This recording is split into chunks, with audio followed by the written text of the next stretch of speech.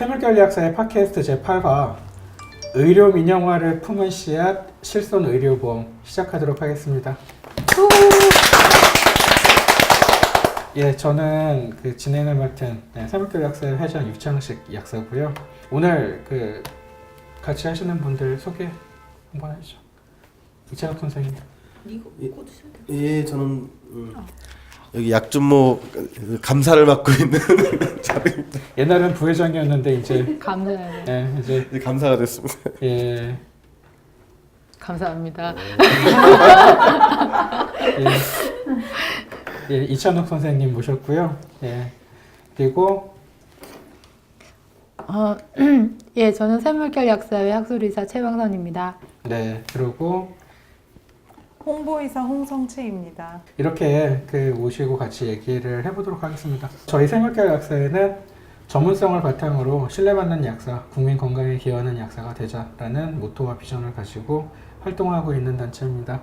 그 오늘 주제로 선택한 실손의료보험 이야기가 실손의료보험이 가입하신 분들이 되게 많죠. 실손의료보험 가입하신 분 계세요 여기? 여기는 한 명밖에 없네요. 네, 여기는 한 번밖에 없네. 원래 그 재작년에 조사한 거 기준으로 보면은 뭐 3,500만 명이 가입해 있다. 많이 했네.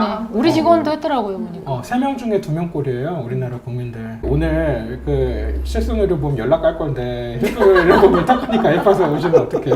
무슨 얘기 할지는 알고 좋은 오셨어. 얘기 하러 오신 거 아니에요? 실손의료보험 측을 대변하러 오신 거 아니에요?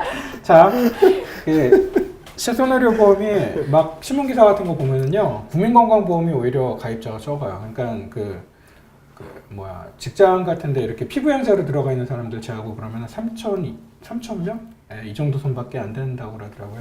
재작년 기준으로. 그러니까 오히려 실손의료보험 가입자가 추월한 셈인데, 그래서 막 그 신문기사 같은 거 보면은 뭐 대단해요. 그 뭐 국민건강보험과 더불어 그 의료보험의 양대산맥, 양대축으로 인정주자 막 이런 얘기를 주로 경제신문에서 막 하던데, 그 언제나 기업들의 이익을 대변하는 경제신문에서 주로 많이 하죠. 근데 그 실손의료보험이 가지고 있는 여러 가지 문제점들도 있고요. 그리고 실제로 국민 여러분들은 그냥 이제 이게 내가 뭔가 그 의료비 중에서 그 국민건강보험으로 커버가 안 되는 부분 있잖아요. 이런 것들을 도움을 받는 뭐 그런 그래도 좀 필요하고 때때로는 뭐 쓸모도 있고 이런 존재 정도로, 그리고 뭐 요새 보험료 워낙 자꾸 많이 올린다고 하니까 좀 불만은 있지만 이렇게 인식하실 수도 있지만, 저희가 보는 관점에서는 이게 의료 민영화하고 적지 않은 연관이 있고요. 그리고 또 이 실손 의료보험이 그 차지하고 있는 어떤 지위라든가 앞으로의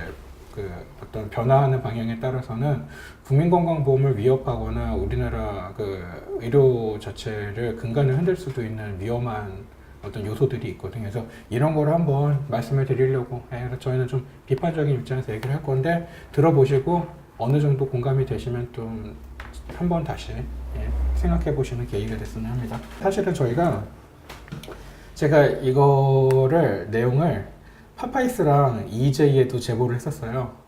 제가 파파이스에는 출연을 못했지만 김어준이 너무 유명해져서, 그 파파이스 전에 김어준의 뉴욕타임스라고 그 했던 거 혹시 기억하시나요? 그 한겨레 TV에서 그때는 파파이스만큼 인기가 없었죠. 그래서 그때 출연하셨죠? 네, 그때 제가 출연했었죠. 그 네. 일반약 편의점 판매 반대로 선생님 모르는 것처럼 얘기해. 그때 내가 약준모 대표도 갔었잖아.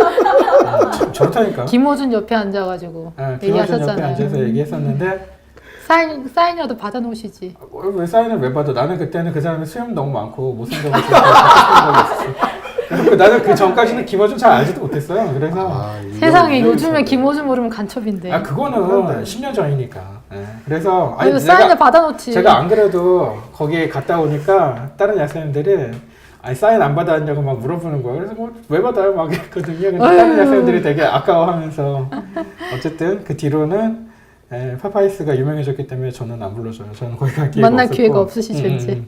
그리고 EJ에도 제가 제보를 했는데 거기서도 연락이 안 왔어요. 어쨌든 간에 그렇지만 그래서 결국 3년 전에 제보를 했었는데 그래서 저희가 저희 입으로 방송을 하게 되네요. 어쨌든 그래서 오늘은 좀 다뤄보려고 합니다. 자, 일단 소제목을 이렇게 뽑아왔는데 그 의료 민영화라는 드라마의 주인공은 누구일까? 의료 민영화라는 걸 일단 하나의 드라마로 만약에 본다면 주인공은 누구일까? 라는 생각을 좀 해보면요. 그 의료 민영화가 가장 많이 지적된 나라가 보통 우리가 생각하는 게 미국을 꼽잖아요.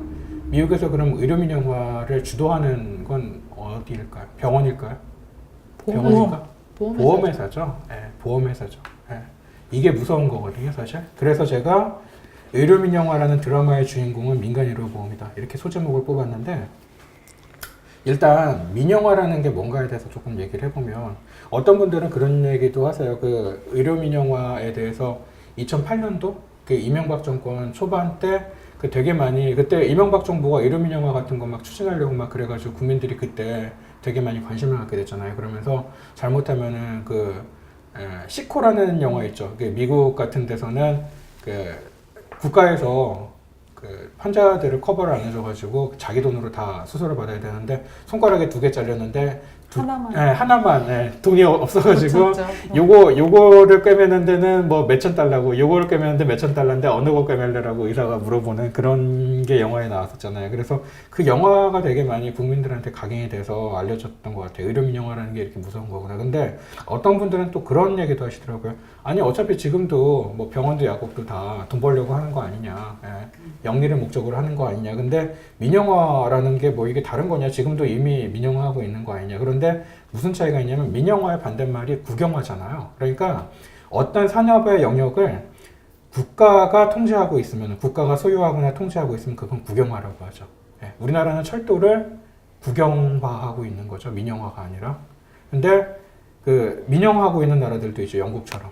그래서 뭐 저기 기차 요금 되게 많이 올랐다 뭐 이런 얘기도 하잖아요. 근데 어쨌든 간에 이 의료 민영화라는 게 의료라는 거를 국가가 통제하는 게 아니라 어떤 영리 기업, 민간 기업이 소유하거나 통제하는 거를 민영화라고 하죠. 그래서 이런 식으로 간다는 건데 왜 의료를 민영화하면은 문제가 생기는지에 대해서 뭐 다들 아실 거예요. 그러니까 의료라는 건 사람 생명과 건강을 다루는 건데 이걸 돈벌이 수단으로 악용할 수가 있다는 거죠. 그래서 돈 없는 사람은 치료를 못 받을 수가 있고 돈 있는 사람들만 치료를 받고 이런 문제가 생길 수 있기 때문에 문제가 있는 건데 일단 이 얘기를 조금 해볼게요. 그 의료가 많이 민영화되어 있다는 미국에서는 그 민간 의료보험이 도대체 어떤 역할을 하길래 이 의료 민영화의 그 주체가 보험이라고 할까요? 보험회사가 뭐를 하는 데죠?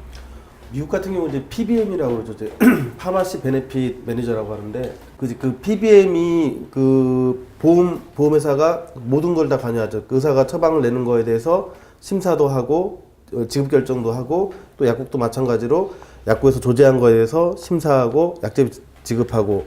근데 이 PBM이 이 자기가 가지고 있는 보험사 그러니까 그 가입자들에 대해서 엄청난 영향력을 가지고 있는데 심지어는 처방 변경까지 보험사가 임의로 다 결정을 다 해요. 그러니까 그리고 자기네가 제작한 약가 리스트 그 리스트 목록에 있는 것만 보험 급여를 해주기 때문에 의사가 처방을 해도 그 PBM사에서 정한 그 의약품 리스트에 빠져 있으면은 보험 급여가 안 되는 거죠. 그러니까 그게 그 보험회사가 어떤 특정 제약회사하고 이렇게 연계가 돼 있어가지고 그 제약회사 약만 써 이렇게 하면은 의사가 그것만 써야 되고 리베이트비가 제약회사로 아니지 보험회사라고 보험사로 하네. 가는 그러니까 돈을 보험회사가 먹는 거예요. 의사들도 유리하고 좋을 거 없을 것 같은데. 그렇죠. 의사들도 유리할 거. 그러니까 미국식 의료 민영화는 그렇다는 거죠. 그래서 심지어는 어떤 의사가 어떤 수술이나 처치를 했는데 보험회사가 봤을 때 이 환자한테 왜 그걸 하셨어 이렇게 마음에 안 들면은 그 보험료를 지불을 안 해주는 거예요. 이런 막강한 권력이 있죠. 보험회사가. 그러니까 한마디로 모든 거 위에 그러니까 이게 보험회사가 왜 이렇게 의료를 좌지우지할 수 있냐면은 돈을 지불할 수 있다는 것 때문에 그래요. 돈을 안 줘버리면 그만이니까. 그러니까 아주 강력한 권력을 가지고 있는 거죠. 그래서 이걸 하나 생각을 해보시고요. 근데 이런 일이 만약에 민간 의료보험이 성장하게 되면은 우리나라에서도 일어나지 말라는 법은 없다라는 게 조금 걱정되는 거죠. 앞으로 또 그렇죠. 우리나라도 웬만한 대기업들 다 보험회사 들고 있잖아요. 또 삼성도 그렇죠. 있고. 삼성생명, 삼성화재 이런 대기업들이 보험회사를 소유하고 있기 때문에 막강할 이 것 같아요. 보험사들이 하는 주장이라든가 이런 거 뒤에는 이런 재벌 기업들의 영향력이라든가 이해관계가 있다는 얘기를 해야 돼요. 이따가 삼성생명 얘기도 또 할 거예요. 예. 자, 그렇고 실손의료보험의 문제점에 대해서 조금 생각을 해보면은 일단 실손의료보험이 그 처음에 설계됐을 때서부터 생긴 문제점이 있거든요. 그러니까 본인 부담금이라는 게 있죠. 그러니까 여러분들이 국민 여러분들이 병원에 가시면은 왜 뭐 진료받고 나면 몇천 원씩 내는 거 있죠. 뭐 감기 때문에 진료를 받는다 그러면 몇천 원 내시고 약국에 와서 또 약 지으시고 나서 또 이렇게 조금 몇천 원 내시고 그러잖아요. 이게 본인 부담금인데 이 본인 부담금을 왜 두는지에 대해서 생각을 한번 해볼 필요가 있어요. 이거 왜 있는 걸까요? 그러니까 예를 들어서 병원에서 만약에 뭐 의사가 이렇게 진료를 했어요. 그러면은 거기에 대해서 당연히 수고를 했으니까 돈을 지불을 해야 되겠죠. 진료비를 지불을 해야 되겠죠. 그래서 뭐 어떻게 했어요. 그리고 진료도 하고 의사가 그러고 뭐 간단하게 처치도 하고 뭐 그러느라고 그 재료비도 들어가고 뭐 이렇게 해가지고 만약에 뭐 5만 원 정도가 비용이 발생했다. 그러면은 보통은 그 30% 정도는 본인 부담금으로 환자가 직접 내고요. 15,000원 정도는 환자가 직접 줘요. 그러면은 의사 입장에서는 나머지 35,000원은 어디서 받아야 되잖아요. 이거를 국가에서 대신 내주는 거죠. 그렇게 해서 국가가 돈을 내주잖아요. 우리나라는 70%를 국가가 내주잖아요. 대충. 그래서 국가가 의료를 통제를 할 수가 있는 거예요. 이 돈을 내주는 것 때문에. 예. 그런데 만약에 이게 없다고 하면은 국가가 뭐를 못 하겠죠. 그래서 이 국가가 의료를 통제해서 돈을 내주는으로써 국가가 의료를 통제할 수 있기 때문에 만약에 의사가 불필요한 처치라든가 수술을 했다 이럴 때는 그런 거 왜 했냐 이렇게 그 뭐라고 좀 그 관리도 할 수 있는 거고 이런 것들이 가능한 거죠. 그런데 본인 부담금을 둔 이유가 있어. 아니 그러면 국가에서 처음부터 5만 원 다 내주지 왜 환자한테 15,000원을 직접 내도록 했어. 이건 왜 그러냐면은 이게 만약에 없다고 하면은 환자가 그냥 별 대수롭지 않은 조그만 질병 가지고도 계속 병원에 가거나 이럴 가능성이 있죠. 그러니까 의료 쇼핑을 한다든가 너무 의료 서비스를 남용할 수 있는 가능성이 있어요. 그래서 환자 본인도 조금 돈을 직접 물게 하는 거예요. 그래서 그렇게 너무 이제 의료 서비스를 남용하지 않도록. 근데 실손의료보험의 문제점이 이거를 대신 내주겠다고 하는 게 실손의료보험이잖아요. 그러니까 물론 국민들 입장에서는 내 의료비 부담을 덜어주니까 좋다고 생각할 수도 있겠지만 이걸 대신 내줌으로 해서 어떠냐면 환자가 부담 없이 더 병원을 많이 갈 수도 있죠. 근데 지금 우리나라가 그 병의원을 이용하는 게 선진국들보다 훨씬 많아요. 그러니까는 그 OECD 헬스 데이터를 보면은 우리나라가 영국에 비해서 4배 정도 한 해 병원을 국민들이 1인당 방문을 더 많이 해요. 근데 우리나라 사람이 영국 사람보다 4배 더 많이 아플 리는 없잖아요. 그러니까 이건 무슨 얘기냐면은 상대적으로 별 대수롭지 않은 질환 가지고도 병원을 더 많이 간다는 얘기죠. 근데 이렇게 하면은 점점 불필요한 의료비가 많이 나가겠죠. 근데 이런 것들을 더 악화시키는 역할을 실손의료보험이 한다는 거죠. 예. 제가 여기에 또 무슨 얘기도 했냐면은 그 과잉 진료를 그러니까 어찌 보면 조장한다고 할 수도 있어요. 근데 이거를 저는 어떤 얘기를 하고 싶냐면 보험회사가 이 실손보험 가입자들한테 돈을 꿔줘서 병원 가 이렇게 부추기는 거랑 좀 비슷해요. 어찌 보면 이게 왜 돈을 꿔준다는 얘기를 제가 왜 하냐면은 실손보험료가 해마다 인상되잖아요. 그러니까 생각을 해보면 보험회사 입장에서는 손해보는 장사는 안 할 거잖아요. 그러니까 예를 들어서 내가 이 실손보험 가입한 사람들한테 그 올해 그 이렇게 지출한 보험료가 있을 거잖아요. 그 청구를 하잖아요. 보험 가입한 사람들이 나 이런 식으로 그 의료비 썼으니까 이제 약속한 대로 보험료 줘 이렇게 해서 청구를 하면은 그거를 줬을 텐데 그럼 한 해 지나고 난 다음에 봤을 때 보험사 입장에서 손해가 난다 그러면은 손해 난 거를 메꾸고 거기다가 자기네들 뭐 인건비, 마케팅비 이런 비용 들어간 거 있죠. 이거를 더 얹어서 그 다음에 인상하는 거예요. 그러니까 결국은 받아낸다는 거죠. 돈을 다시. 그러니까 생각해보면은 자기네들이 손해볼 장사는 안 할 테니까 그러니까 제가 돈을 빌려준다고 표현을 한 거죠. 그래서 내가 그 실손의료보험을 이용을 하면은 그 본인 부담금을 보험사가 대신 내주니까 좋다고 생각할 수 있지만 이게 다음에 다시 인상된 보험료로 돌아올 수밖에 없는. 근데 사람들 그 생각을 안 해 못해요. 조삼모사라고. 네, 조삼모사의 경제학이에요. 그러니까 이 실손의료보험이라는 게. 그 비급여 지금 의료비가 막 급증한 어떤 이유 중에 하나가 실손보험 같던데 보니까. 이번에 문재인 케어 때문에 뭐 비급여 뭐 의료비 우리나라 증가한 거 막 조사한 통계 수치 보면요, 그 실손보험 때문에 엄청나게 많이 늘은 것 같더라고요. 실손보험이 주로 실손보험이 보장하는 게 비급여였기 때문에 그것 때문에 실손보험 나오고 나서 비급여 의료비가 의사들도 많이 늘었죠. 비급여 진료를 자꾸 유도하고 유도하죠. 보험 뭐 실손보험 있냐 없냐 물어보고 어. 있다 그러면은 비싼 어떤 비급여 그 치료를 자꾸 유도해가지고 그러면 기왕에 받을 거 더 비싼 거 받게 한다. 그 사람들은 순간 이거 돈 받으면 공짜라고 생각하고 그걸 하는 거예요. 공짜가 아닌데. 그럼 그러니까. 내년도에 또 돌아오죠. 네. 나한테. 그렇지 않습니까? 그 보험 가입자로서 한마디 해주세요.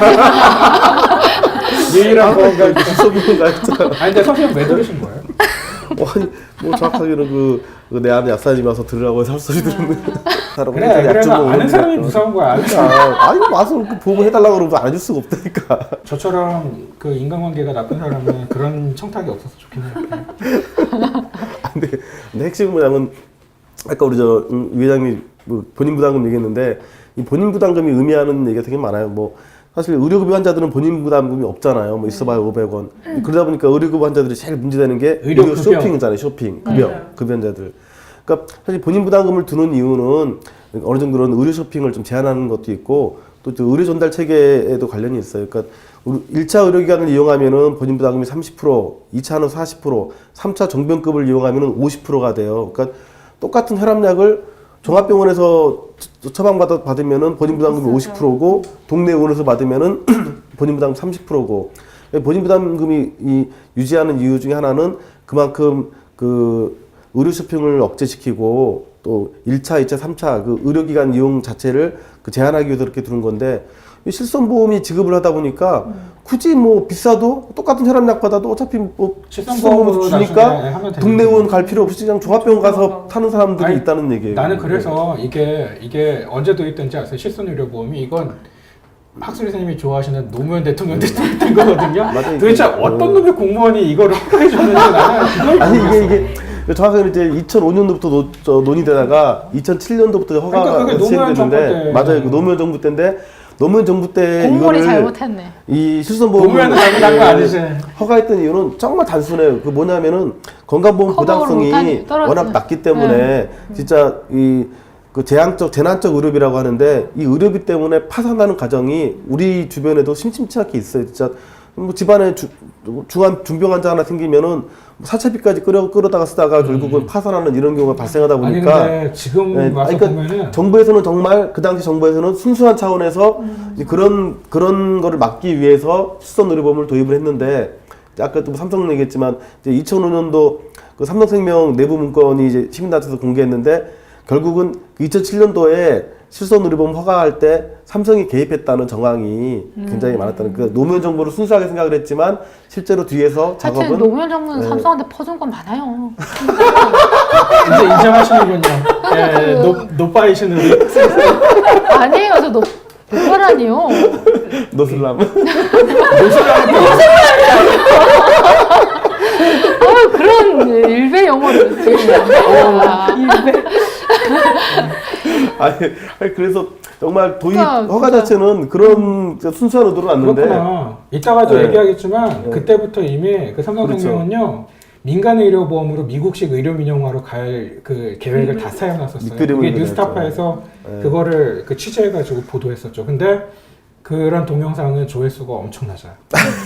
네, 지금도 있어요. 제가 이따가 보여드릴게요. 예, 그 2005년도 삼성생명 내부 문건 보면은 정말 소름 끼칠 정도로 예를 들면 의료 민영화를 대비해서 그 단계별로 전략적으로 무서운 이미 애들이에요. 다 저런 거 계획을 보면 세워놨다고 네. 그러더라고요. 바보예요. 노무현 정부도 보면. 순수했던 약간 거죠. 기업, 대기업들 박근혜는 말이라도 얻었지. 충격적이잖아요. 신기업적이긴 했는데 보면은 삼성이 그때 엄청 많이 컸어요. 그 시절에 여러 가지로. 그 대기업들이 진짜 정부의 머리 위에 있어요.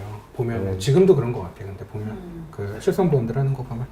자, 그렇고 저는 생각이 드는 게 또 그 얘기도 하셨는데 지금 문재인 케어가 보험부담금을 사실 없애겠다는 거잖아요. 비급여를 없애고 이렇게 해서.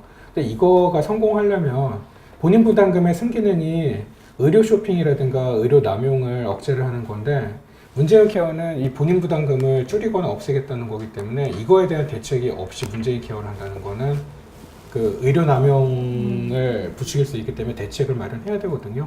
근데 저는 아까도 얘기했지만 이건 살짝 얘기하고 넘어가기에는 영국식의 인두제나 주치의 제도 같은 걸 하는 게 좋은 것 같아요, 제일. 근데 이 얘기는 오늘은 길게는 안 할게요. 근데 그래서 그런 제도 개혁이 꼭 필요하다. 그냥 문재인 케어만 해서 본인 부담금만 줄여주고 비급여만 없애면 장땡인 게 아니다. 의료 시스템 전체를 손봐야 된다. 그래서 이거에 대해서 조금 더 자세히 얘기한 게 우리가 5회 때 했던 문재인 케어 핵심을 짚어주마였죠. 그래서 그 문재인 케어라는 게 그 부분만 딱 본인 부담금 비급여 이것만 건드릴 게 아니라 의료 시스템 전반을 다 손봐야 돼요. 그것만 할 수는 없고요. 그래야지 우리 문제가 해결된다. 근데 어쨌든 자, 그래서 그 실손의료보험사들은 자기들이 손해가 막심하기 때문에 해마다 보험료를 인상할 수밖에 없다. 그리고 이 손해가 이렇게 자꾸 나는 거는 의사들이 과잉 진료를 하기 때문에 그래서 그 자꾸 보험사한테 보험료를 많이 타가기 때문에 가입자들이 그래서 그렇다라고 얘기를 하는데 처음부터 이런 그 탄생할 때부터 이게 그럴 수밖에 없는 구조잖아요. 왜 그러냐면은 보험이라는 거는 원래 나한테 어떤 리스크가 있는데 그 리스크를 분산시키기 위해서 보험을 드는 거잖아요. 그러니까 그 내가 암에 걸릴지 안 걸릴지 알 수 없잖아요. 그런데 암에 걸린 사람한테 암에 안 걸린 다른 사람들이 보험료를 모아서 도와주는 거잖아요. 쉽게 생각하면은. 그렇게 해서 리스크를 분산하기 위해서 하는 게 보험인데 이 실손의료보험이라는 건 리스크 분산 효과가 별로 없어요. 왜 그러냐면은 내가 비급여 진료 같은 거는 대개는 어떤 것들이 있냐면은 꼭 받아야 된다기보다는 안 받아도 되거나 뭐 이런 것들도 많잖아요. 그러니까 더 비싼 병실을 쓴다든가 이런 것들. 그 도수치료 같은 것도 하면 좋지만 꼭 해야 되는 건 아니잖아요. 그 영양수액 같은 거. 영양수액 같은 거. 이런 것들이 비급여가 많거든요. 그러다 보니까 리스크를 분산시키는 효과 아니면 나한테 어떤 위험이 닥칠지 몰라서 그거를 분산시키기 위해서 보험을 든다기보다는 내가 이거 하나 들어놨으니까 좀 더 돈을 더 많이 써도 돼. 이런 식으로 자꾸 어떤 소비를 부추기는 역할을 하는 게 크다는 거죠.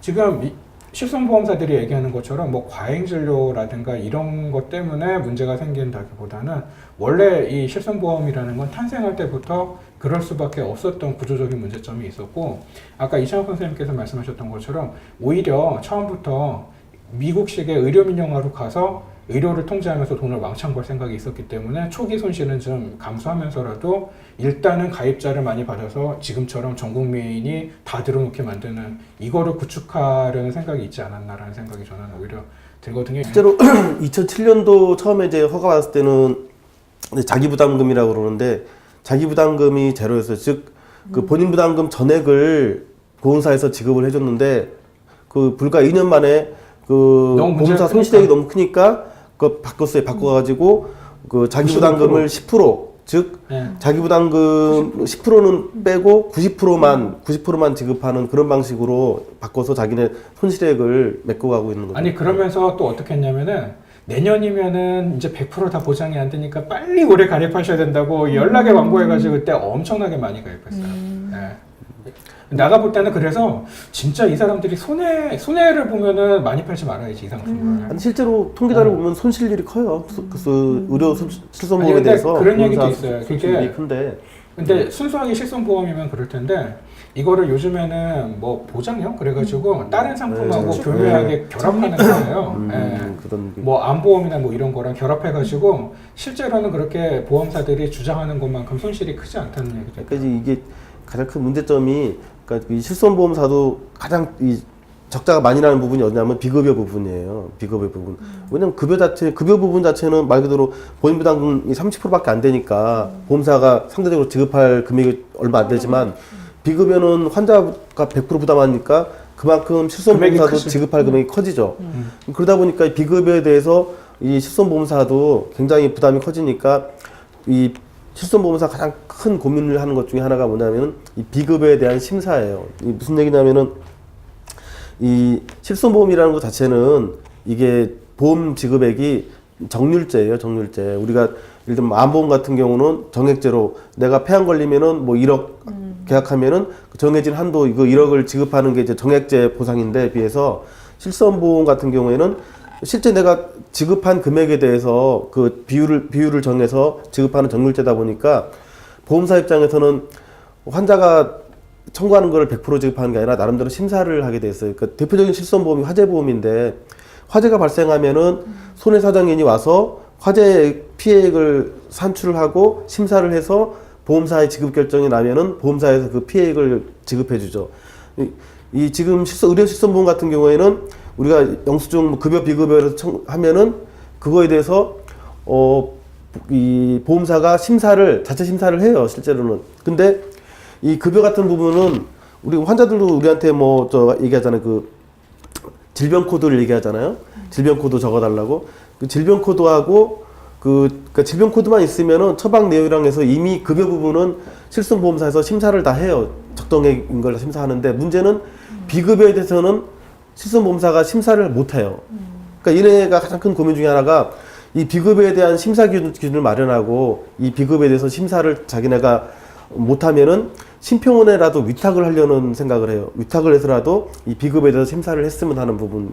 그래서 계속 이 민간보험사에서도 이 심사 부분에 대해서 심평원 위탁하는 것을 법안을 몇 번 제출했다가 시민단체가 반대해서 계류되고 그치. 이번에 4월달 아니 불과 몇 달 전에 민주당에서 또 법안을 또 발의했어요. 그 보험법 개정안에 그 심평원에서 민간보험사 심사를 할 수 있도록 위탁 심사할 수 있도록 법안을 지금 제출했는데 그걸 민주당에서 했다는 거.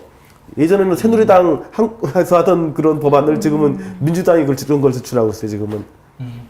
이게 근데 아까도 처음에 저희가 말씀드릴 때 미국 같은 경우에는 그 민간보험사들이 심사를 해가지고 이 환자한테 보험료 줄지 안 줄지 이런 거 다 결정하는 권력이 있기 때문에 의료를 통제할 수 있다고 그랬잖아요. 근데 이거랑 똑같은 거죠. 생각해보면. 뭐냐면 이제 보험사가 힘을 갖기 위해서는 아까도 PBM 얘기했지만 미국의 PBM이 힘이 있는 이유는 첫째 자기네가 심사를 해요. 자기네가 심사를 하고 둘째 자기네가 지불을 해요.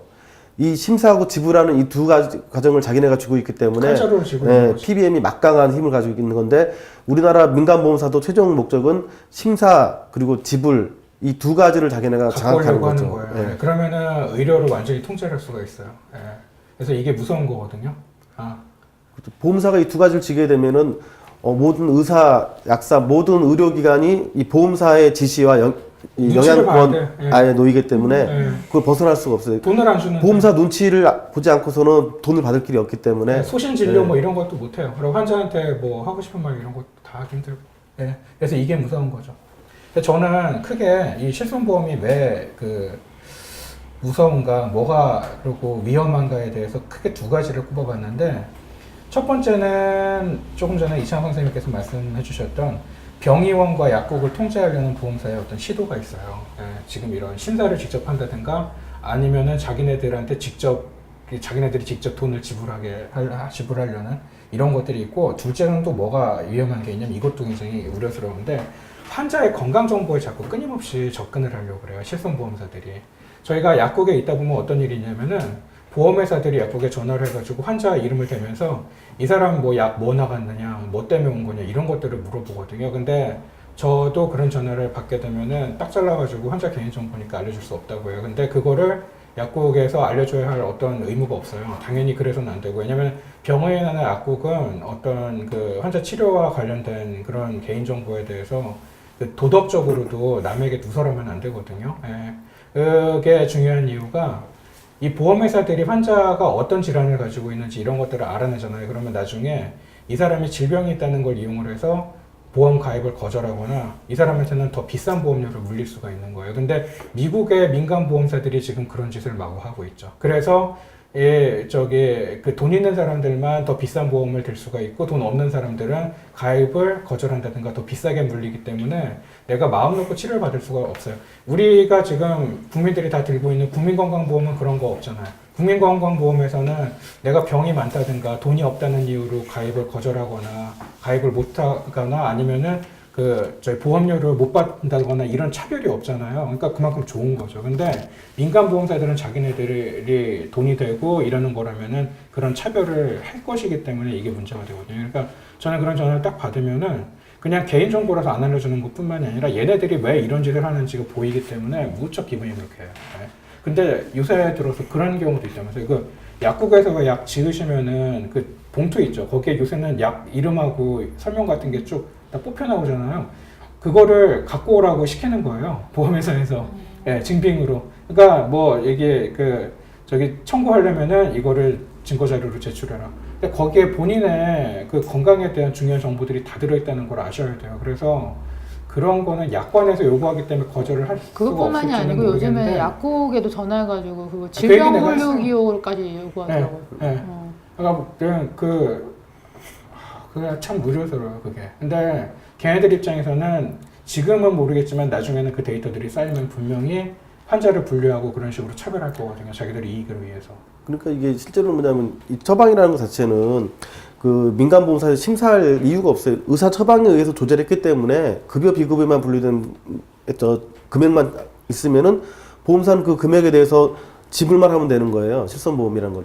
근데 왜 영수증만 갖다 주시면 그렇죠. 돼요. 원래는 원래. 영수증만 갖다 주면은 네. 보험사가 당연히 그 금액에 대해서 지급을 해야 되는 게 내가 맞는데 병원 네. 단에서 돈 얼마 썼다. 그러니까 이거 달라. 이것만 받아야 되는데 근데 왜 무슨- 자꾸 제가 아는 분이 네. 든 보험도 그 처방 내역이 있어야만 그렇죠. 지급을 해준대요. 그러니까 그거를 약관을 약관을 바꾼 왜 거죠. 바꾼다면은 그 보험사에 그런 정보를 수집하기 위해서 바꾼 거예요. 그러니까 그런 처방 정보, 질병 정보, 즉 자기네가 그런 정보를 데이터를 수집하는 이유는 그 자기네가 어떤 심사를 하기 위해서 그 심사 자료를 만들려고 그런 짓을 해서 이미 실제로 급여 부분에 대해서는 이미 민간보험사가 자기네 자체 이미 심사할 수 있는 정도의 데이터를 다 가지고 있어요. 지금 민간보험사가 아. 실제로. 네. 비급여는 아직 그게 안 됐으니까 그것까지 그렇죠. 수집하려고 드는 거구나. 그래서 이제 정보라는 부분이 여러 가지 중요한 건데 민간보험사에서는 이제 환자 정보가 왜 중요하냐면은 이 보험사라는 것은 사람을 상대로 파는 상품을 파는 게 보험사인데 가장 중요한 핵심이 얘네들은 상품을 설계할 때부터 통계 자료가 필요해요. 통계 자료. 즉 자기네들이 손해 안 보려면. 그 환자에 대해서 기본적인 통계 빅데이터만 있으면은 이 보험 상품을 설계하고 만들 때 절대 보험사가 손해 보지 않는 상품을 개발하고 만들어낼 수가 있어요. 즉 이 얘네들이 환자에 대해서 어떤 사람이 그 어느 몇 살에 어느 정도의 그 뭐 어느 정도 병이 오고 수명이 몇 세가 되고 즉 뭐 직업대별 나이대별 그런 데이터만 있으면은 이 보험사가 설계하는 어떤 보험 상품에서도 보험사는 절대 손해 보지 않는 이런 상품을 개발할 수 있기 때문에 보험사가 제일 꿈꾸는 게 빅데이터예요. 다양한 사람들에 대한 데이터만 가지고 있으면은 자기네가 어떤 상품을 설계해도 절대 손해 보지 않는다라는. 그래서 근데 예.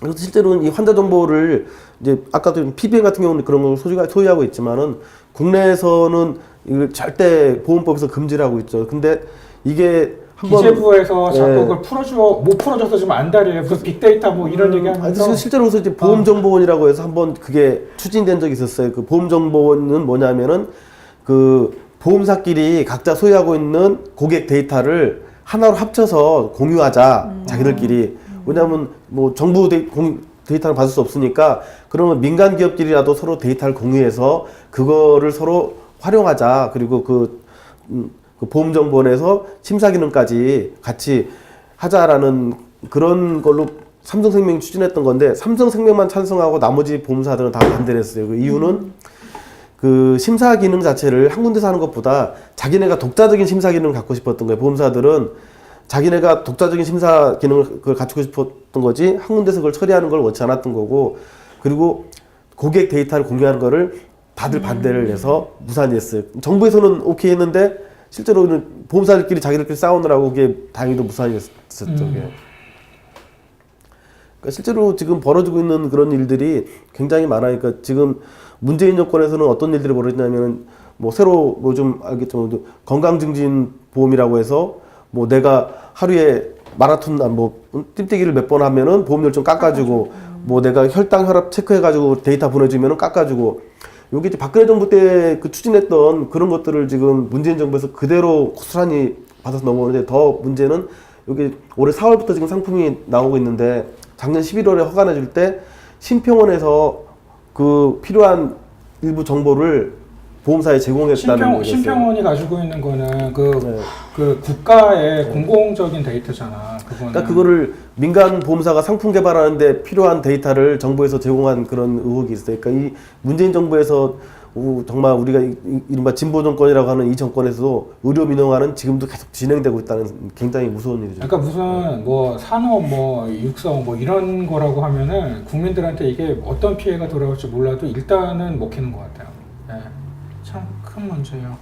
그래서 조금 전에도 그 건강증진용 보험 상품 이거 얘기하셨는데 이게 뭐냐면은 그 올해 초에 그 봄인가 금융위원회랑 금융감독원이 같이 건강증진형 보험상품 개발 판매 가이드라인이라는 걸 발표를 했거든요. 근데 이게 뭐냐면 물론 가입자가 동의를 하긴 해야 돼요. 그런데 그렇게 하면은 이 보험사가 가입자의 무슨 개인정보를 수집할 수 있냐면 진료 내역 이걸 수집할 수가 있어요. 진료 내역. 그 다음에 건강검진 수치를 수집을 할 수가 있어요. 그래서 당화혈색소 이거는 당뇨 같은 거 진단하거나 관리할 때 쓰는 기준이죠.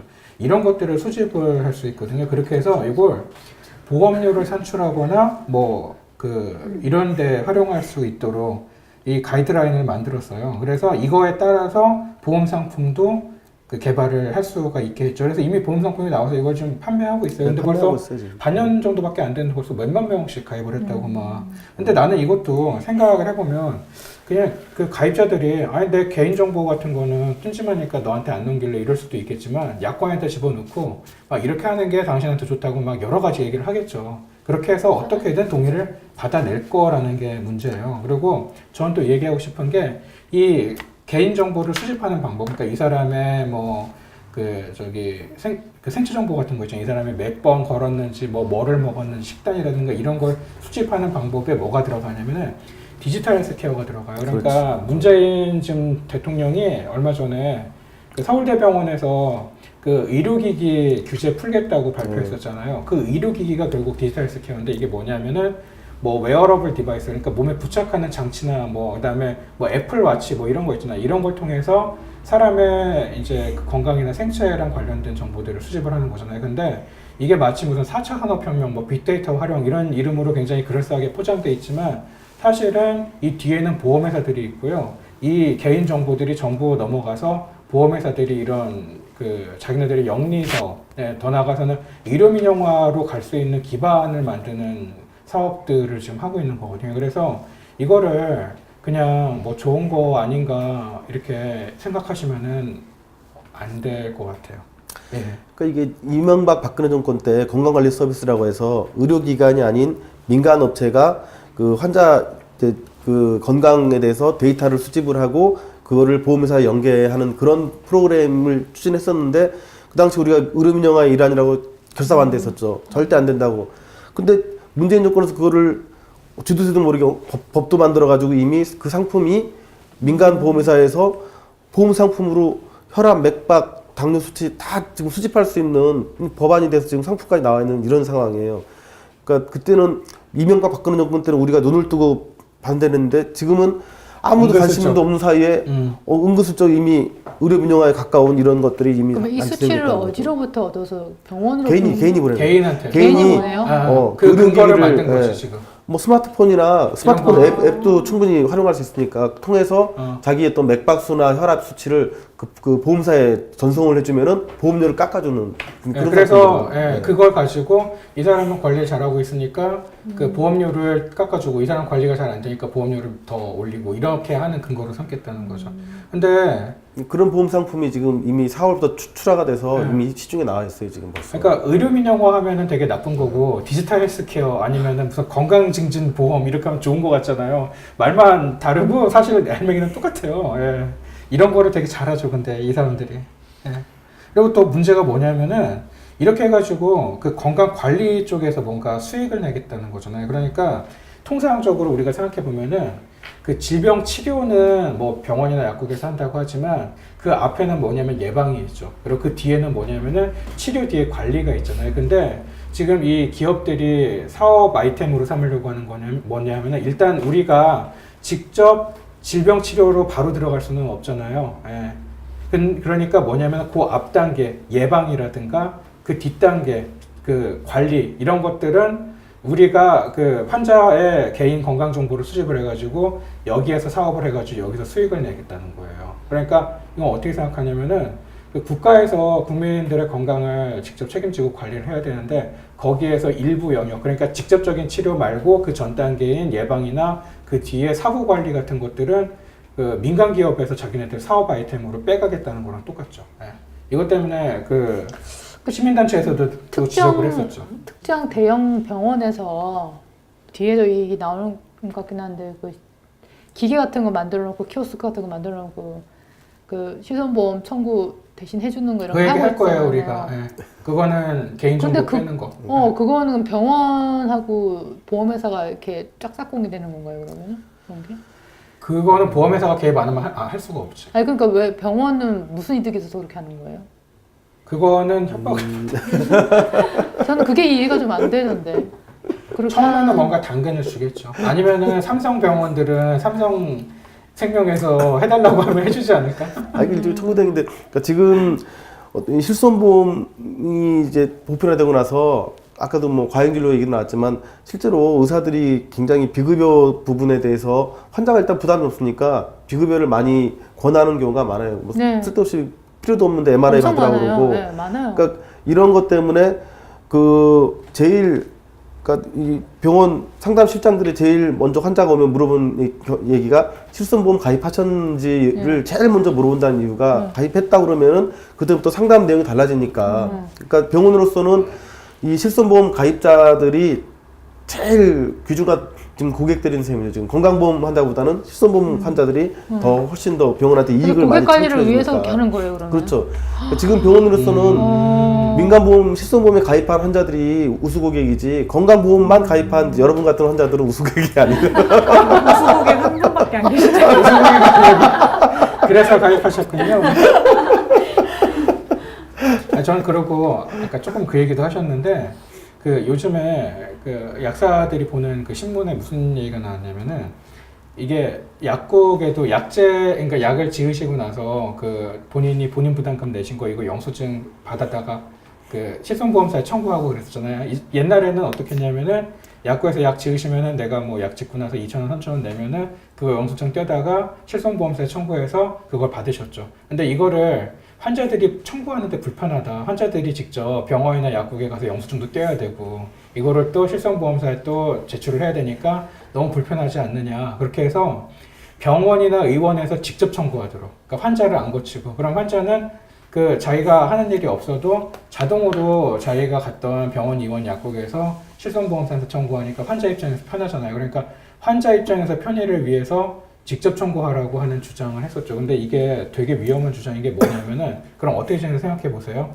그러면 예를 들어서 우리 약국에 누가 오셨어요. 그래서 약 지으시고 본인 부담금이 3,000원이 생겼어요. 그러면은 환자는 신경 쓸 게 없고 약국이 알아서 그 3,000원을 보험사에다가 직접 청구를 해서 돈을 3,000원을 받아내야 된다는 거잖아요. 이게 뭐랑 똑같나요? 미국에서 하고 있는 일요민영화에서 민간보험회사들이 하는 거랑 똑같죠. 그럼 약국 입장에서는 내가 그 3,000원을 받아내려면은 보험회사의 눈치를 안 볼 수 없죠.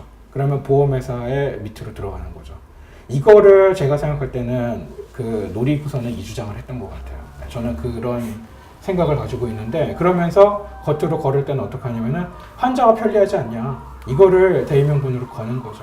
네. 그래서 그게 한번 그 주장을 했다가 굉장히 뭐 그 의사들도 반대하고 막 반대를 하니까 어떻게 은근슬쩍 바꿨냐면은 요새는 앱을 만들었어요. 앱을 만들어가지고 그 앱을 환자가 깔면은 그리고 그 약국들이 그 앱이랑 연동을 하는 거예요. 그러면은 앱을 통해서 자동으로 뭐 청구를 할 수 있게. 근데 이거를 앱을 통해서 하는 방식을 의협도 한 것 같고요. 예.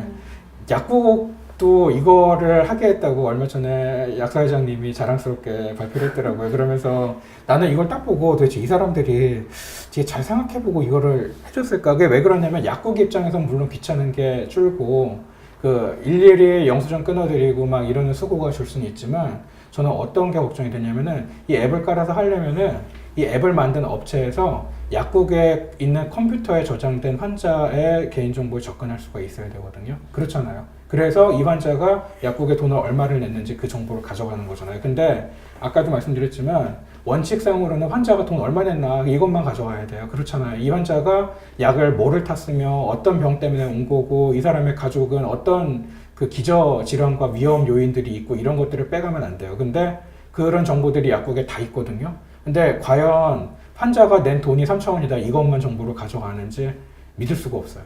예, 그거 어떻게 할 거야? 예, 우리가 뭐 그거 보이는 거 아니잖아요, 눈에. 그쵸?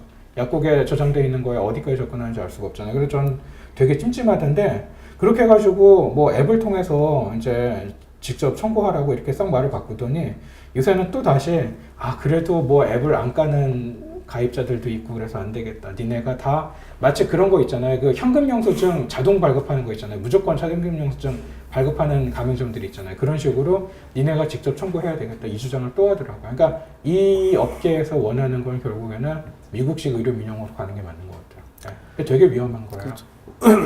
결국 이제 그 지불제도 직불제 얘기인데 그 보험 가입자만이 그 보험회사 대상으로 청구를 할 수가 있어요. 그러니까 건강보험 같은 경우에는 청구 대행이라고 그래서 건강보험공단과 이제 가입자 사이에 계약을 맺어가지고 환자가 직접 원칙은 건강보험도 환자가 직접 건강보험공단에 청구하는 게 원칙이에요. 원칙은. 근데 불편하니까 대신 이제 공급자인 이제 약국이나 약국이 가입자 대신 우리가 청구를 하는 청구 대행인 거. 그러니까 공단하고 이제 그 계약을 맺어서 그렇게 돼 있는 것 뿐인데 지금 민간보험 자체는 우리가 그 환자 대신 청구할 수 있는 권한이 없어요. 그러니까 오로지 가입자만이 민간보험사에 청구할 수가 있는데 그거를 민간보험사가 계속 얘기를 하는 거죠. 의사협회나 약사협회에다가 계약을 통해서 가입자 대신 니들이 청구 대행을 할 수 있게 해주겠다. 즉 돈을 니들한테 직접 주겠다. 계속 그렇게 얘기를 하는 거예요 지금. 근데 그런 게 안 먹히니까 이런 앱을 통해서 간접적으로 그거를 자꾸 이제 부담 없이 확산시키려고 하는 거죠. 그러면서 내세우는 명분은 그렇게 해야 가입자들이 편하지 않느냐. 그렇죠. 이렇게 내세우고. 근데 그 뒤에 숨은 의도는 최종적 이런 게 있는 거 의도는 자기들이 돈을 직접 요양기관 병원이나 약국에 직접 지급하겠다는 그렇게 해서 그런 칼자루를 이야기가 있는 치고 거죠. 자기들이 통제를 해서 여기에서 더 큰 수익을 남기겠다는. 그래서 환자 개인정보에 접근하려는 이 끝없는 욕망, 보험사들은 이게 참 위험하고 걱정스러운 거고 또 하나가 아까 잠깐 얘기를 하다가 말했는데 조금 얘기했었죠. 병의원과 약국을 통제하려는 시도. 이 중에서 제가 한 가지 얘기를 좀 하고 싶은 게 있는데 뭐가 있었냐면 뉴스타파가 그 삼성화재하고 병원이 협약서 맺은 거 이거 입수한 거 이 얘기를 조금 하고 싶은데 그러니까 이게 무슨 내용이냐면 2014년도 4월에 뉴스타파에서 보도한 건데 삼성화재에서 이건 화재예요. 삼성화재에서 어떤 병원하고 MOU를 맺은 거예요. 근데 그 MOU 내용이 뭐냐면 그 병원한테 삼성화재에서 우리가 너네한테 환자를 좀 보내줄게. 우리 보험에 가입해 있는 환자들을 니네 병원에 좀 보내줄게. 이런 제안을 한 거예요. 예. 그래서 그 대신에 뭔가 이제 자기네들하고 그 이제 윈윈하는 뭐 이런 거를 맺자. 근데 이게 나중에 가면은 어떤 얘기를 했냐면은 나중에 가면은 삼성화재만 근데 대신에 삼성화재 보험 가입한 사람들만 받아라 이런 얘기가 조금 오갔다고 그래요. 이런 게 만연해요. 근데 보험회사는. 그러니까 예를 들어서 차도 마찬가지예요. 그 자동차 보험 같은 것도 어느 대리점이나 특정 차를 사잖아요. 그러면은 내가 선택하는 게 아니고 그거를 어느 특정 그러니까 예를 들어서 삼성화재 이런 식으로 어떤 특정 회사의 보험을 들게끔 유도를 해요. 차를 살 때도 그런 게 있더라고요. 그러니까 내가 이 차를 샀어 그러면은 다른 보험은 못 들게 하고 이 보험 들으세요 이런 특히 식으로 중고차 같은 거 있잖아요. 그 중고차 시장 있잖아요. 거기랑 특정 보험회사가 있어요. 결합돼 있어서 커넥션이 있어. 그래서 거기서 차를 사잖아요. 그러면 전부 삼성화재만 가입하고 자동차 보험도 그런 식으로 돼 있더라고 보니까요. 그러니까 이것도 그 비슷한 유형의 하던 가락이 그쵸? 있어서 그렇죠. 하는 거네 이게. 네. 그러니까 나중에는 이제 그러면 삼성화재 가입자만 병원에서 입장에서는 받아야 되는 건데 이게 무슨 문제가 생기냐면은 똑같네 미국하고. 제가 이런 얘기를 들은 적이 있어요. 어떤 분이 그 하와이에 가족들하고 놀러 갔다. 이건 미국 사람 얘기인데 자기 아들이 아팠는데 하와이에도 이제 병원들이 있을 거 아니에요. 근데 병원을 가보니까 그러니까 미국은 우리나라는 국민건강보험 하나밖에 국민건강보험에 모든 사람이 가입돼 있으니까 이걸 잘 실감을 못하죠. 근데 미국은 예를 들어서 LG에서 하는 의료보험이 있고 삼성에서 하는 의료보험이 있는 거예요. 근데 나는 예를 들어서 LG 거를 들었다. 그러면은 삼성이랑 계약을 맺은 병원에 가서는 보험 혜택을 못 받는 거예요. 그래서 이 사람이 하와이의 그 해변에서 병원들을 몇 군데를 뛰어다녔다고 아들을 등에 업고 그 자기가 가입한 보험회사를 받는 병원을 찾아서 이렇게 되는 거예요. 지금 우리는 무조건 다 어느 병원에서나 건강보험 환자를 거부를 못 하잖아요. 그렇게 법으로 만들어 놨잖아요. 이게 그 국민들을 위해서는 되게 좋은 거거든요. 차별을 안 받을 수 있고. 근데 이게 이런 식으로 되면 점점 어떻게 되냐면은 이 병원들이 예를 들어서 삼성하고만 가입을 한 데가 많아요. 그러면은 내가 LG하고 가입했다. 그러면은 내가 가입한 병원 아닌 데는 못 가는 거죠. 차별이 있거나. 이렇게 된다는 거예요. 점점 더. 그리고 예, 뭐 삼성이 더 인기가 있으면 삼성에선 보험료를 더 올려도 되고 이런 것들이 가능해지는 거죠. 그러니까 이게 이제 민간보험사 이제 환자 유치인데 법으로 우리나라는 민간보험이 환자를 그러니까 자기네가 계약 제휴된 병원에 환자를 유치하는 거를 법으로 금지를 시키고 있어요. 근데 지금 외국인 환자에 대해서는 그 법으로 허용이 돼 있거든요. 그러니까 민간보험사가 외국인 환자는 자기네가 제휴한 병원에 환자를 유치할 수 있도록 이렇게 돼 있어요. 이것도 우리가 많이 반대했던 부분인데 이거는 이미 허용돼 있어요. 근데 언제 이게 민간보험사 환자 유치가 풀리게 되면은 방금 저 유창식 회장님 얘기했던 그런 일이 발생해요. 내가 병원에 갔는데 여기는 그 보험사랑 계약이 안 돼 있으니까 내가 가입한 보험은 안 받는다는 거. 안 된다고. 네. 그렇게 되면 내가 아픈데 내가 든 보험사랑 제휴된 병원을 내가 찾아야 되는 그런 일이 벌어지는 거예요. 이 전에 또 뉴스타파가 무슨 얘기를 했냐면은 그 민영 의료보험의 발전 단계는 앞으로 이렇게 될 것이다라고 삼성생명에서 만든 보고서가 있어요. 이거를 어떻게 입수를 해가지고 이것도 유튜브에 가서 보시면 있거든요. 근데 여기에서 이제 삼성생명이 꿈꾸는 미래의 자기네들의 발전 단계는 뭐냐면은 일단 지금은 실손 의료보험인 거예요. 근데 그 다음 단계는 뭐냐? 병원과 연계된 부분 경쟁력. 이게 바로 지금 얘기했던 삼성화재가 우리 보험에 가입한 사람들 니네 병원에 환자로 보내줄게 이거죠. 그 다음이 뭐냐? 정부 보험을 대체하는 포괄적 보험. 이게 뭐예요? 미국이 하고 있는 그런 민간 의료보험인 거예요. 이게 자기네들의 최종 종착지이자 목표점이 되는 거죠. 예. 자기네들이 이미 다 이런 계획을 세워놓은 거예요. 예. 그래서 실손의료보험이 지금 굉장히 많은 사람들이 가입해 있지만 위험성이 굉장히 크고요. 이 보험사들이 계속 지금 여러 가지로 주장하거나 시도하는 것들이 있잖아요. 이게 굉장히 위험스럽고 경각심을 국민 여러분들이 가져야 돼요. 예. 그래서 규제 방안을 마련을 해야 되는데 규제 방안이라는 게 이제 지금 정부 저는 진짜 이 조사하면서 느끼는 게 뭐냐면은 진짜 이 대기업들은 진짜 정부의 머리 꼭대기 위에 올라가 있구나. 예. 이 정부가 진짜 뛴다고 하면 대기업들은 진짜 날아다니는 것 같아요. 그래서 지금 문재인 케어에서 좀 그런 얘기 하죠. 그러니까 문재인 케어 하면은 환자들이 내고 있던 본인 부담금을 국가에서 지급해 주잖아요. 그럼 어떤 일이 생기냐면은 실손보험사들 입장에서는 자기네들 가입자들한테 보험료를 줄 필요가 없게 되죠. 왜냐하면 본인 부담금을 이제는 국가에서 내주잖아요. 그러면 실손보험사들은 자기네들은 보험료 걷어놓는 건 있지만 나가는 돈이 줄잖아요. 그러니까 그것 때문에 이익을 얻죠. 그래서 이건 결국 뭐냐면 국가 돈으로 실손보험사들한테 배불려주는 거하고 똑같다. 이런 지적이 있거든요.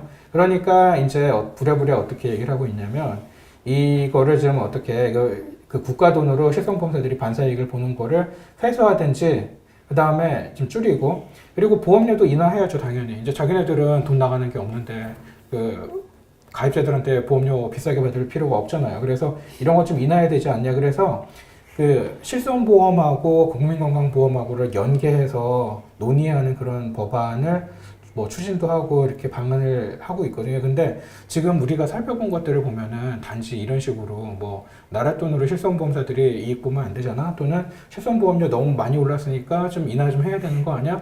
이런 정도의 수준의 심각성이 아니죠. 얘네들은. 그래서 실손보험 가입한 국민 여러분들은 이런 거에 주로 관심이 가셨을지 모르겠지만 이런 이면에 좀 추진되고 있는 것들에 대해서 굉장히 좀 우리가 좀 이렇게 경각심을 가지고 좀 심각하게 고민을 좀 해봐야 될 것 같아요. 예. 제일 문제가 되는 게 이런 식으로 점점 더 민간의료보험이 성장해서 나중에 국민건강보험의 위치를 위협하게 됐을 때 지금도 이미 어느 정도는 그 단계에 와 있다고 볼 수도 있거든요. 그랬을 때 과연 우리가 얘기했던 것처럼 미국처럼 이렇게 민간보험이 국민을 돈벌이 수단으로 삼고 자기들 마음대로 차별하고 이러는 날이 오지 말라는 법이 없거든요. 우리나라도. 예.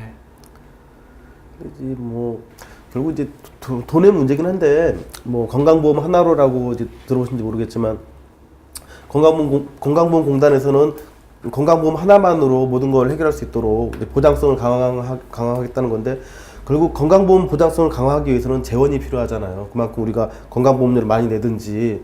근데 이 소비자 입장에서는 건강보험료도 내고 또 실손의료보험도 내고 의료비 지출이 올라가는데 과연 이 실손의료보험을 포기하고 건강보험 하나만 믿고 여기 저 빼고는 다 건강보험만 지금 들고 계신데 네. 건강보험 하나만 믿고 이거 과연 갈 수 있느냐. 그래서 건강보험 보장성에 대한 두려움이 적지 않게 있다는 거죠. 국민들 사이에서는.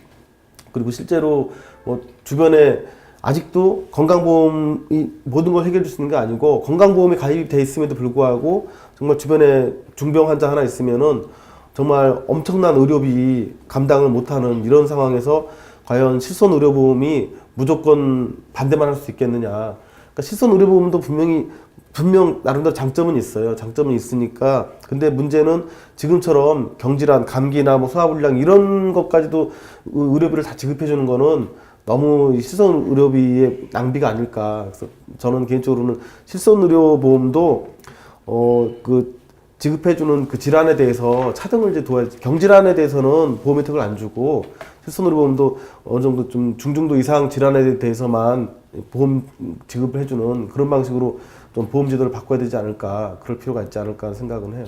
기재부라든가 네. 이 금융감독원 뭐 이런 데 있잖아요. 이런 데들은 보험사의 이해를 대변하는 데잖아요. 보험사의 이익을.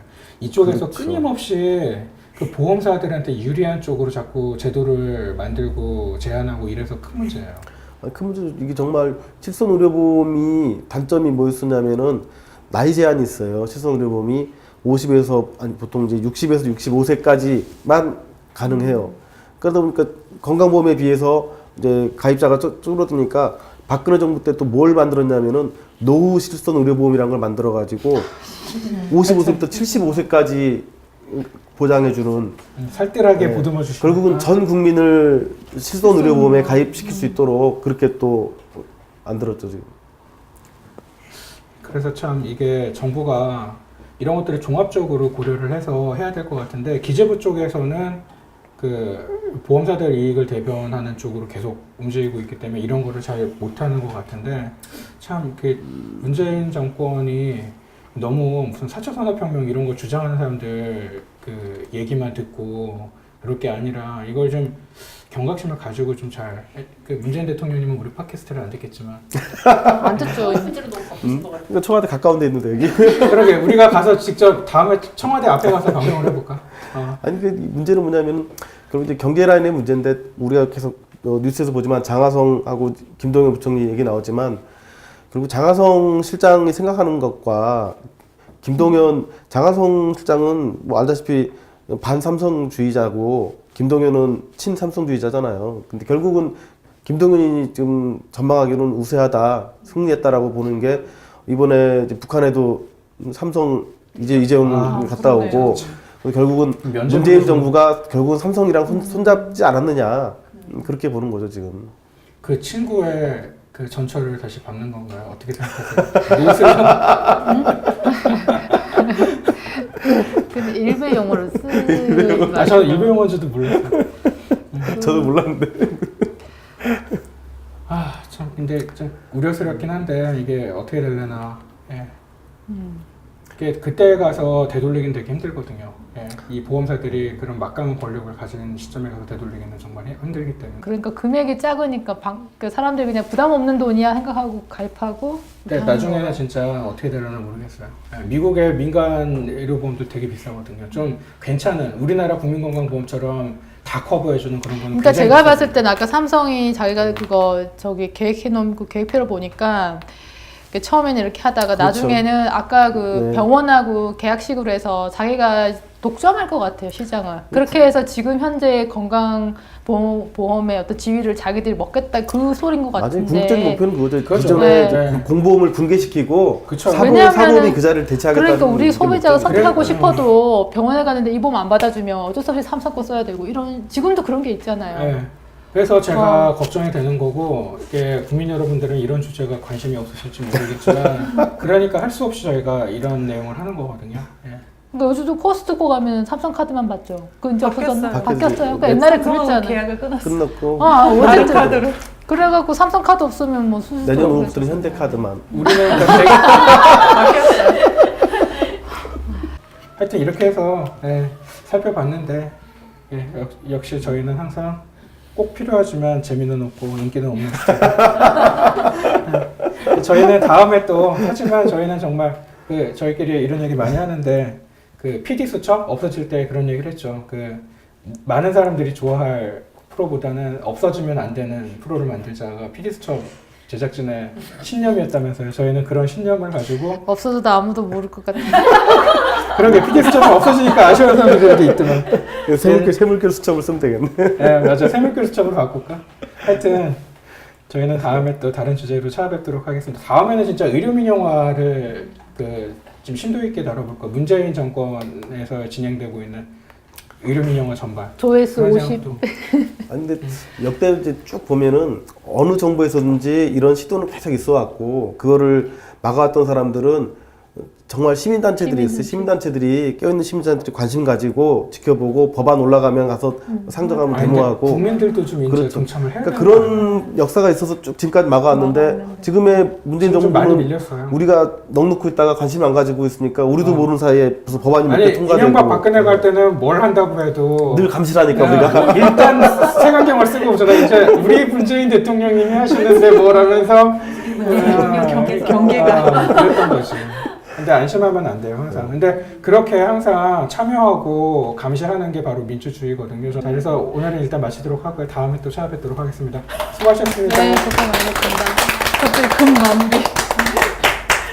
이거 두고 가니 조그맣고 동그란 지금 내 손에 있니 동그랗고 달콤한 저 하늘의 달보다도 커다란 고소한 이건 약과지 그래 이건 약과지 이거 두고 가니 조그맣고 동그란 지금 내 손에 있니 동그랗고 달콤한 저 하늘의 달보다도 커다란 고소한 이건 약과지 그래